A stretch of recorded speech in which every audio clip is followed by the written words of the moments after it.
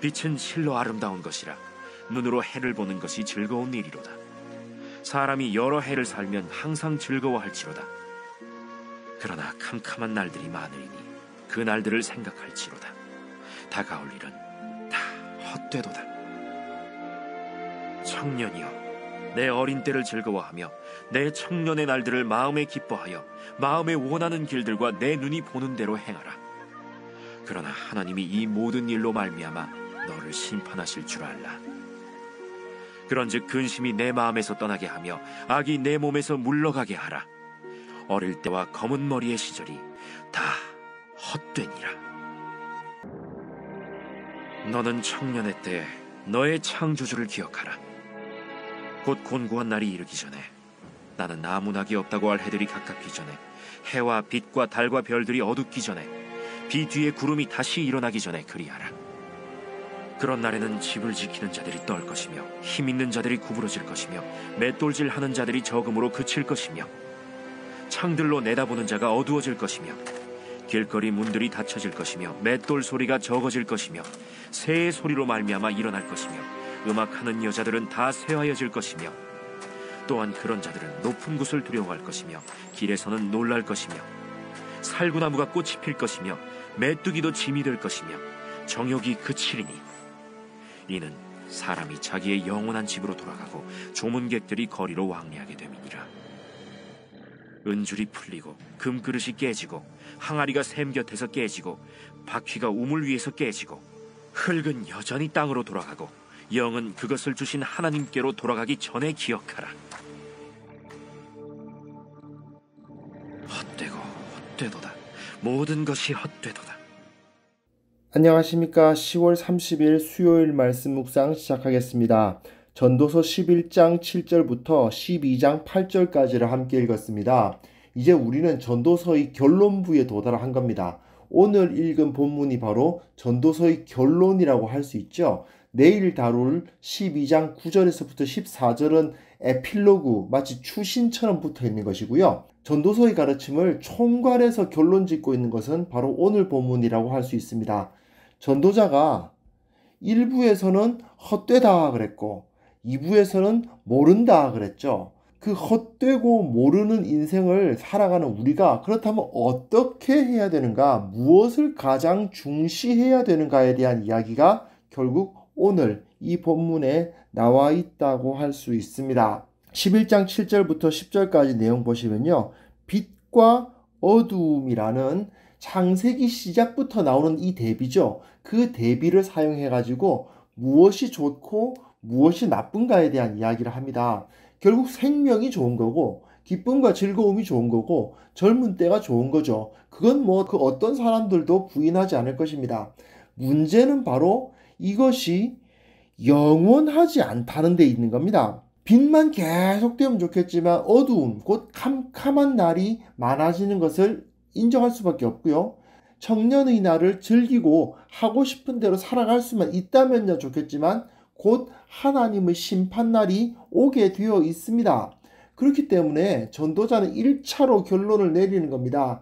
어릴 때와 검은 머리의 시절에, 즉 젊을 때에 근심하지 말고 마음껏 즐겁게 살아라, 이 이야기입니다. 이 즐거움은요, 퇴폐적이거나 향락적인 것을 의미하지는 않는 것 같습니다. 왜냐하면 그 악을 그 몸에서 물러가게 하라고 하니까요.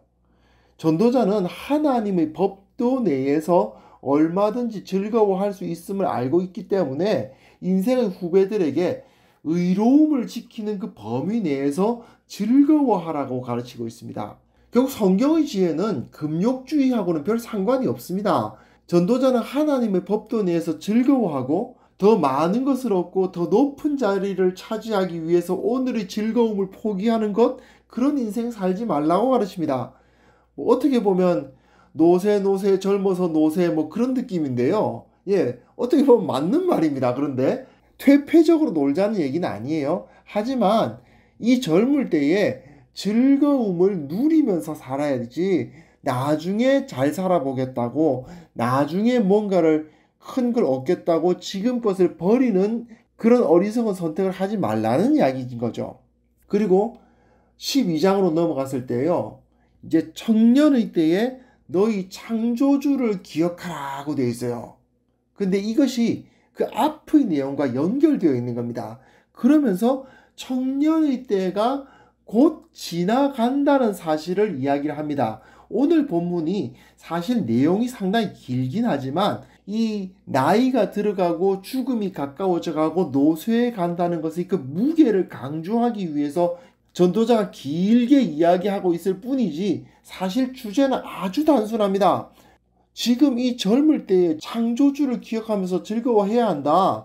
그렇지 않으면 곧 너의 젊음이 사라지고 그 죽음이 너희 코앞으로 다가오게 될 것이다 라고 이야기하는 거예요. 전도자가 보기에는 기뻐하고 즐거워하는 것은요, 내 창조주를 기억하는 것하고 같은 거예요. 청년의 때라는 것은 결국 즐거워할 때입니다. 자신의 젊음을 즐길 때예요. 그런데 어떻게 즐기느냐? 창조주를 기억함으로써 즐기는 거예요. 그러면서 강조하고 있는 것이 뭐냐면 사람은 늙고 죽는다. 곤고한 날이 온다. 아무 낙이 없는 날이 온다. 그렇게 이야기를 해요. 근데 이 이야기를 굉장히 길게 하죠. 해와 빛과 달과 별들이 어둡기 전에 이게 무슨 소리냐면 인간의 그 총명함이 사라진다는 얘기입니다. 그리고 비 뒤에 구름이 다시 일어나기 전에 이게 무슨 소리냐면요. 머리카락이 빠지면서 머리가 하얗게 샌다는 말이에요. 그런 날에는 집을 지키는 자들이 떨 것이며 이게 무슨 소리냐면 손이 떨린다 이 말입니다. 힘 있는 자들이 구부러질 것이며 힘 있는 자들이란 말은 다리와 허리 이걸 말하는 거거든요. 이게 구부러진다는 뜻이죠. 맷돌질 하는 자들이 적음으로 이빨이 적어집니다. 그래서 그 씹는 것이 힘들어져요. 그런 일들이 적어지고 창들로 내다보는 자가 어두워집니다. 예, 시력이 약해집니다. 길거리 문들이 닫힌다 이 말은요. 나이가 많이 드신 노인들 보면 이빨이 빠지니까 입술이 이렇게 오그라들잖아요. 이렇게 입이 닫히죠. 예, 그 말을 하는 겁니다. 길거리 문들이 닫혀지고 맷돌 소리가 적어지고 예, 입에서 먹을 수가 없어요. 새의 소리로 말미암아 일어난다. 예, 잠이 줄어들죠. 음악하는 여자들은 다 쇠하여진다. 예, 귀도 잘 들리지 않습니다. 예, 결국 높은 곳을 두려워하게 되고요. 놀라게 되고요. 살구나무가 꽃이 핀다. 이 말은 이제 머리가 샌다는 이야기고 메뚜기가 짐이 됩니다. 예, 무거운 것을 들 수가 없어요. 정욕이 그친다. 예, 어떤 욕구들이 다 사라집니다. 이는 사람이 자기의 영원한 집으로 돌아가고 조문객들이 거리로 왕래하게 됩니다. 죽음이 찾아온다는 이야기죠. 사실은 인간은 곧 죽는다. 젊은이들은 다 늙는다 라는 사실을 한마디로 하면 간단한 이야기이긴 합니다. 근데 이렇게까지 비유를 막 반복해가면서 전도자가 쓰고 있는 이유는 젊은이들에게 그 무게를 이 늙어감의 무게를 깨달으라는 거죠. 그것이 가슴에 깊이 와 닿도록 하기 위함입니다. 네가 지금은 힘이 있고 마음대로 뭔가를 하고 있고 야망을 가지고 할 수 있을지 모르겠지만 그러나 정말 너의 인생은 금방 간다.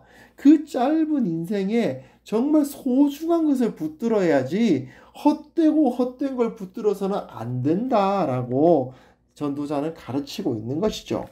6절부터 8절 보시면요. 마찬가지인데 역시 죽음에 대해서 이야기를 하고 있는 것입니다. 은줄이 풀리고 금그릇이 깨진다. 이 말은 무슨 얘기냐면요. 은줄이란 것은 풀릴 수가 없어요. 왜냐하면 금속으로 만든 줄, 그러니까 철사 생각해 보십시오. 철사로 뭘 묶어 놓으면 그건 안 풀리잖아요. 근데 그게 풀린다는 겁니다. 금그릇이 깨진다? 금은 우그러질 수는 있어도 깨지진 않죠. 근데 그게 깨진다는 겁니다. 이런 당황스러운 일들, 예, 모든 사람들은 다 죽는다는 것을 알면서도 나의 죽음은 당황스러운 것일 수밖에 없어요. 바로 그런 일들이 벌어진다는 이야기입니다. 샘 곁에 있는 항아리가 물을 풀 수 없게 되고 이 바퀴가 웅을 위해서 깨진다고 되어 있는데 이 바퀴란 도르래 말하는 거예요. 도르래가 웅을 위해서 깨지면 더 이상 쓸모가 없어진다는 얘기죠. 흙은 여전히 땅으로 돌아가고 예, 이 몸은 흙이 되어서 땅으로 돌아가고 영은 그것을 주신 하나님께로 돌아간다 그 말입니다. 그렇게 되기 전에 기억하라. 결국 그 죽음의 모습을 그려주면서 너희가 이 젊을 때를 누리고 있을지 모르겠지만 곧 그 인생의 끝이 다가오고 곧 죽음을 경험하게 될 것이다. 헛되고 헛되도다. 모든 것이 헛되도다. 인생은 헛되다. 이 헛된 시간에 정말 소중한 것을 누리다가 가야 되지 않겠니? 그 말입니다. 전도자가 가르치는 것은 결국 이거 아니겠습니까? 우리는 제한된 인생을 살고 있는데 그 가운데에서 가장 가치 있게 생각해야 되는 것은 결국 창조주를 기억하며 즐거워하는 것입니다. 그게 우리 인생에서 가장 소중한 거예요. 많은 재산을 얻는 것, 높은 지위에 오르는 것이 아니고 하나님을 기억하며 사랑하는 사람들과 함께 즐거워하는 시간이 가장 소중한 시간인 겁니다. 특히 젊은 시절일수록 이것이 중요하다고 전도자는 가르치고 있습니다. 나이가 있으신 분들은 이게 소중하다는 걸 알아요. 사랑하는 사람들과 함께 시간을 보내는 것이 정말 소중한 것이라는 사실을 나이가 드신 분들은 많이들 깨달아 가십니다. 하지만 젊은 사람들은 그렇지가 않죠. 무언가를 얻겠다고 많은 재산을 쌓아 보겠다고 높은 지위 올라가 보겠다고 막 뭔가를 추구하지 않습니까? 그런데 전도자는 그 젊은 사람들을 붙들어 놓고 얘야 정말 소중한 것은 그게 아니란다. 그건 모두 다 헛된 것이고 네가 사랑하는 사람들 그리고 창조주 하나님을 기억하고 그 안에서 즐거움을 누리는 것이 가장 소중하다. 그 대표적인 시간이 뭐냐면요. 사실은 예배 시간입니다.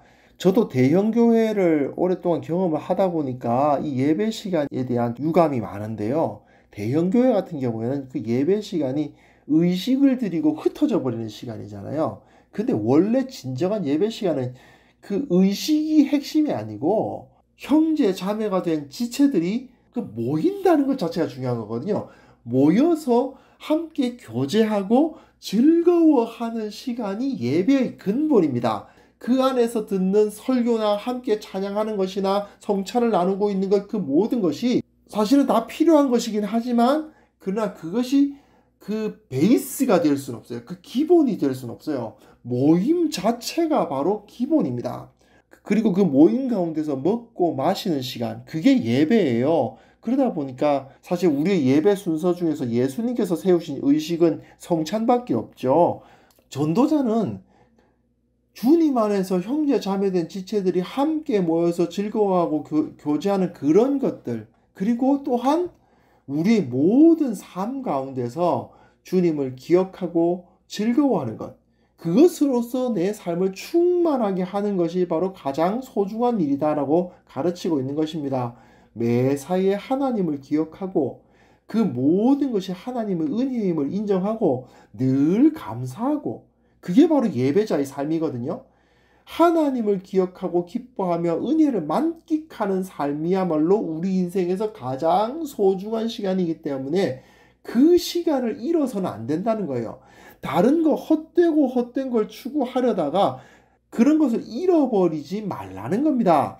물론 우리가 전도서를 묵상하면서 직장 일이라든지 다른 사회적인 관계라든지 그런 것이 무가치하다고 하지는 않았습니다. 분명 그런 것은 다 필요한 것입니다. 헛되다는 것은 해서는 안 된다는 뜻이 아니라 찰나적인 것이라는 뜻이잖아요. 잠깐 좋다가 만다는 뜻이잖아요. 영원한 가치는 하나님을 기억하고 영원한 영혼, 즉 하나님을 함께 예배하는 그 사람들을 사랑하고 주의 말씀 가운데 기뻐하는 것입니다. 그것은 영원한 것이고 나머지 것은 잠깐 좋다가 많은 것들이거든요. 그걸 생각하면 우리가 뭘 추구해야 되는가 하는 것이 분명히 나오죠. 이것이 바로 우리의 영원한 가치관입니다. 나는 과연 무엇을 기뻐하고 있습니까? 나는 세상적인 부와 세상적인 명예와 세상적인 인기를 추구하고 있는지 아니면 하나님과 또한 하나님을 함께 기뻐하는 형제와 자매들을 기뻐하고 있는지, 그들과 함께 보내는 시간이 과연 즐거운지 반성해보는 오늘 하루가 되었으면 합니다. 하나님 아버지, 우리의 제한된 인생 가운데서 주님을 기뻐하고 주님을 예배하고 주님을 높이는 것이 가장 소중하다는 사실을 온전히 깨닫게 하여 주옵소서. 그 주님을 높이는 마음을 가지고 주님의 주시는 은혜가 충만하여서 오늘 하루를 그 기쁨과 즐거움과 하늘에 속한 평안과 놀라운 은혜로 우리가 살아갈 수 있도록 주님께서 도와주시고 우리와 함께하여 주옵소서. 예수님의 이름으로 기도합니다. 아멘.